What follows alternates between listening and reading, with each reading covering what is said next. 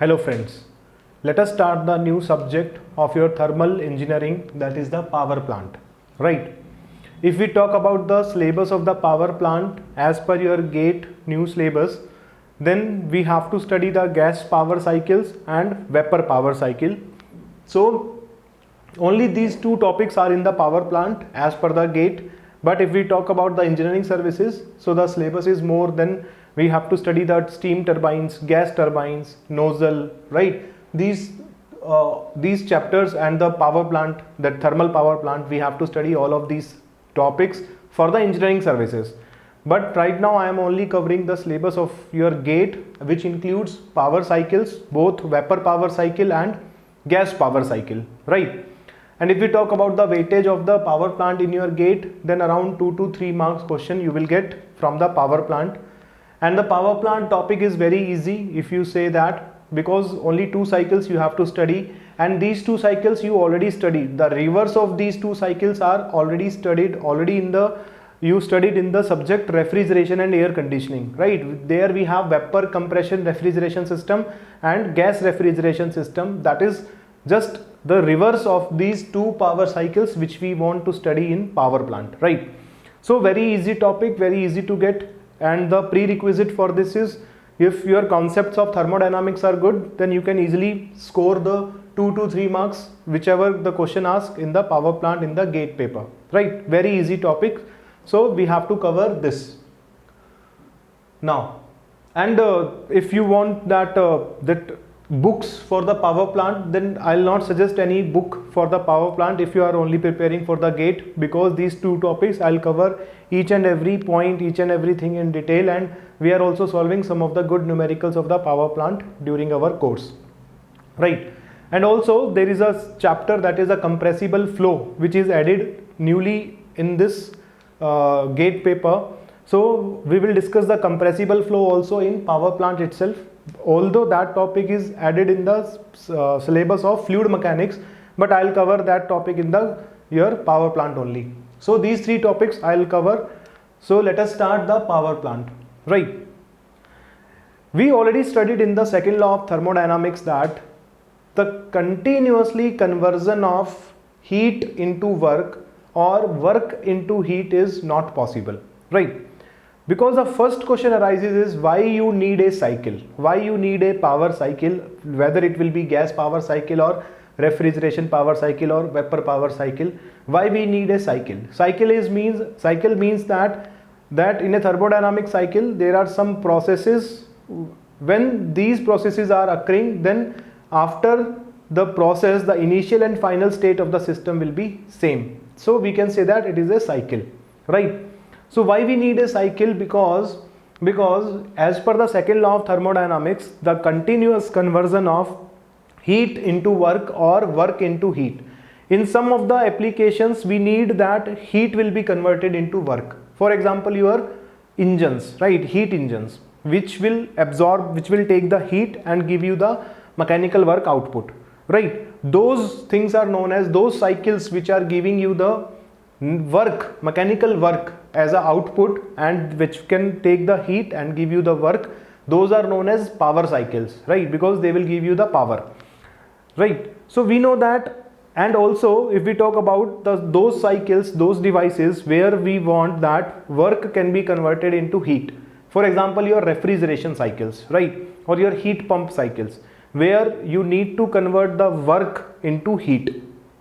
So we know that from the second law of thermodynamics, that continuously, if you want for a process only for 1 time or 2 times, if you need that heat can be converted into work or work can be converted into heat, that is possible.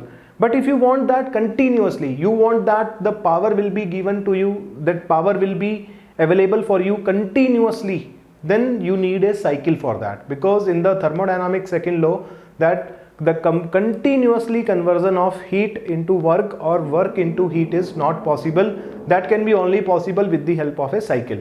So that's why we learn the cycles, right? So we have 2 types of cycles. One is the power cycle, one is your refrigeration cycle. So if we talk about if we say that the thermodynamic cycles into 2 broad categories, we have power cycle and refrigeration cycle. right? Power cycle means you will get the work as a output, right?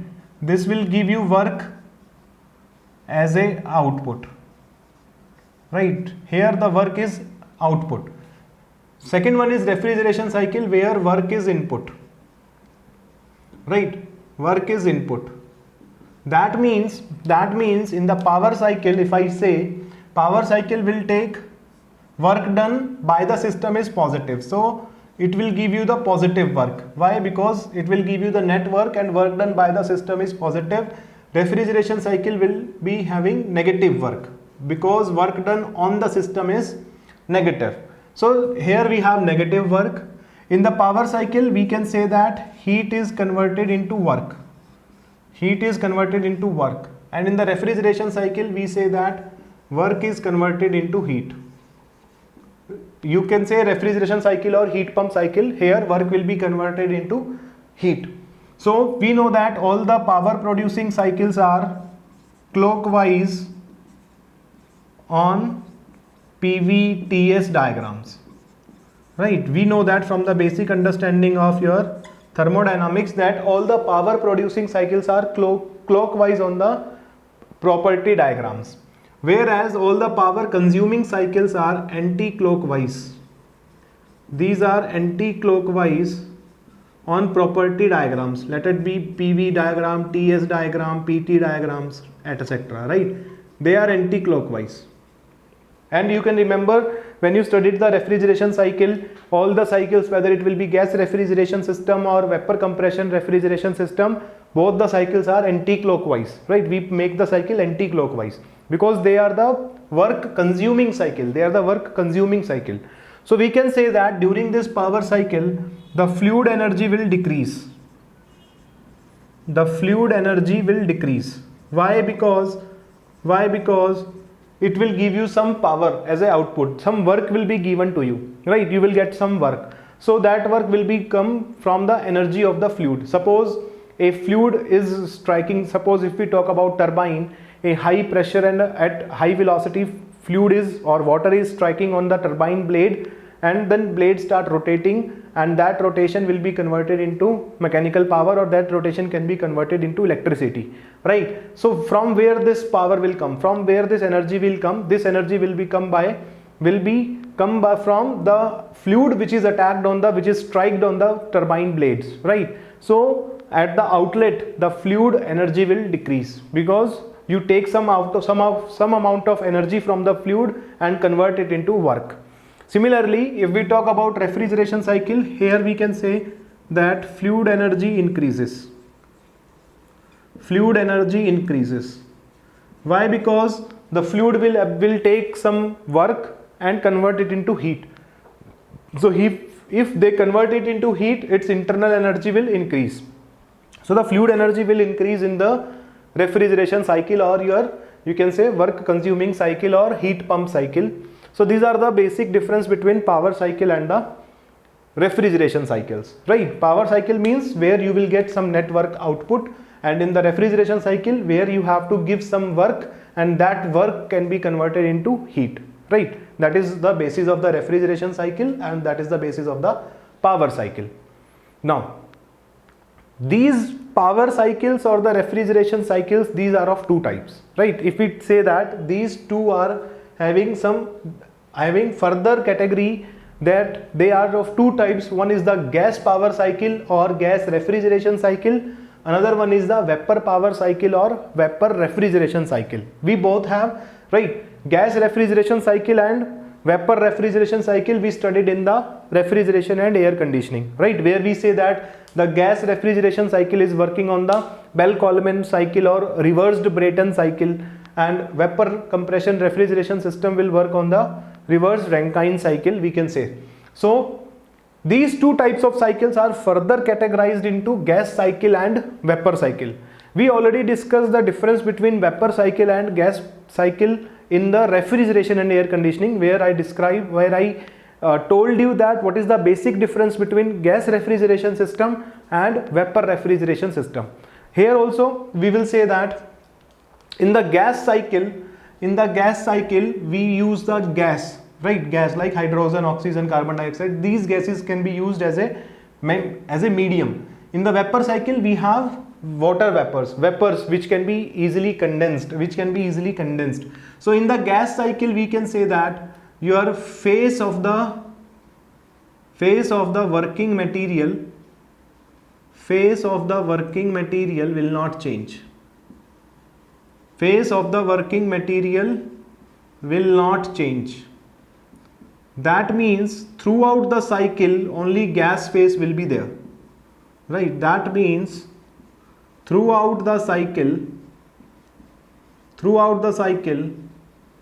only gas phase is available, right? The working material will be only in the gas phase. There should not be any phase change occur in the gas cycle, right? If you remember in the reverse Brayton cycle, that in your refrigeration and air conditioning, the refrigerant is always in the gaseous phase. In the reversed Brayton cycle there is no phase change, there is no condensation occur of the refrigeration or the refrigerant. But if we can say that in the vapor power cycle, if we write here in the vapor power cycle, your phase change will be there, phase change of the working material. Here we have phase change. Of the working material. That means in some of the process, the working material will be in liquid form. In liquid form, and in some of the process the working material will be in vapor form or gas form, right? We know from our thermodynamics concept that what is the difference between vapor and gas. Vapor is those gas which are close to the saturation vapor line, right, which can be easily condensed. Vapor means those gas molecules which can be easily condensed, right? And gas means those particles which are far away from the saturation curve, right? If we talk about, if you remember, if I say, suppose this is a TS diagram, let us say this is a TS diagram, right? And this is the vapor dome. So we can say that if the gas molecules which are present near to this vapor dome, these gas particles which are present near to this vapor dome, they are known as vapor, right? Because they can be easily condensed. If you remove some amount of heat or if you change the pressure of these molecules, they can be easily condensed. But those molecules which are far away from this saturation curve, those are known as gas, which are very difficult to condense, right? Because to condense these molecules, a large amount of heat has to be taken out, or there should be a large reduction of the pressure. You have to reduce the pressure up to a large extent, then only their condensation will be possible.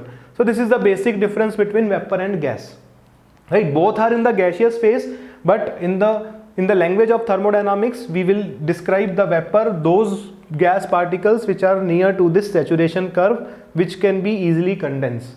But the gas particles are far away from this saturation gas line or saturation vapor line, and which cannot be easily condensed. A lot of heat has to extract from those molecules to condense them, right? That is the basic difference between gas and vapor.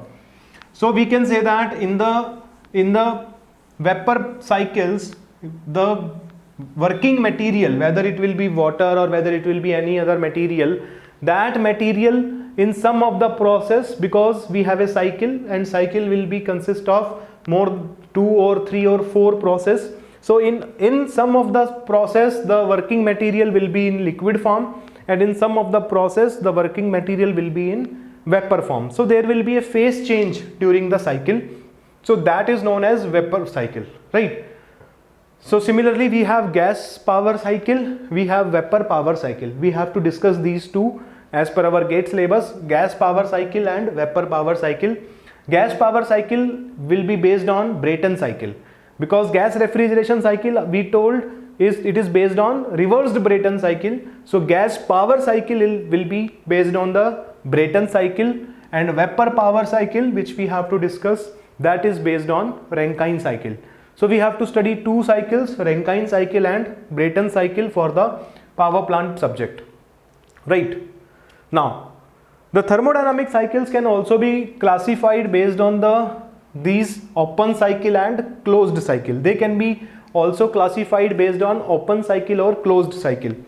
Open cycle means that always, right, new working fluid is admitted after every cycle, right? After every cycle, new working fluid will be entered into the system, right? Open cycle means new working fluid will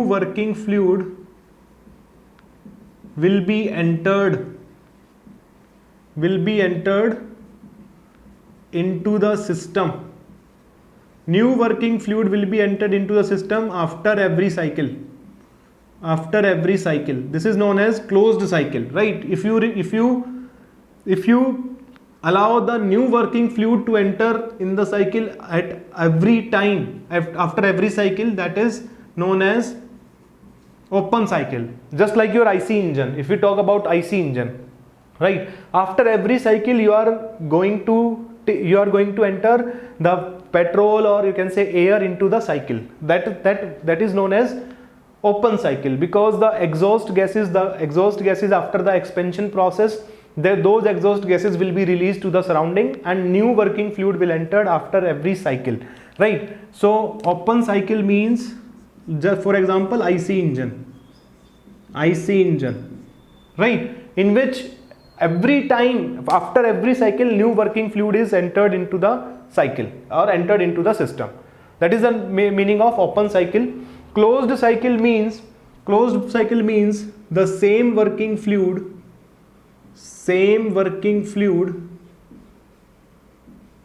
is recirculating.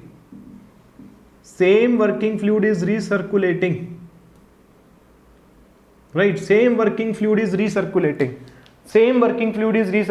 For example, your refrigerators, if you see in the refrigerators, the refrigerant which is present, that same refrigerant is circulating again and again. Similarly, we can say gas turbines, same gas will be circulating again and again. There should not be any new gas or new refrigerant added after every cycle, right? That is the basic difference between open cycle and closed cycle. So while discussing, if you remember in your IC engine that we discussed the Otto cycle, dual cycle and diesel cycle.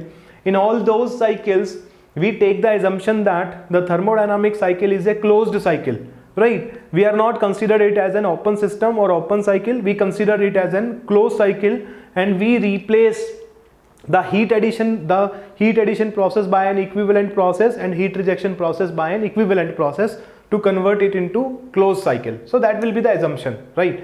Similar things we are doing in the gas power cycle and vapor power cycle. We treat them as a closed system, not open system, right? So this will be the thing, this will be the conditions, this will be the process, right? So these are the three main broad categories of the thermodynamic cycles, where we can define thermodynamic cycle as power cycles or refrigeration cycle, gas cycle or vapor cycle, open cycle and closed cycle.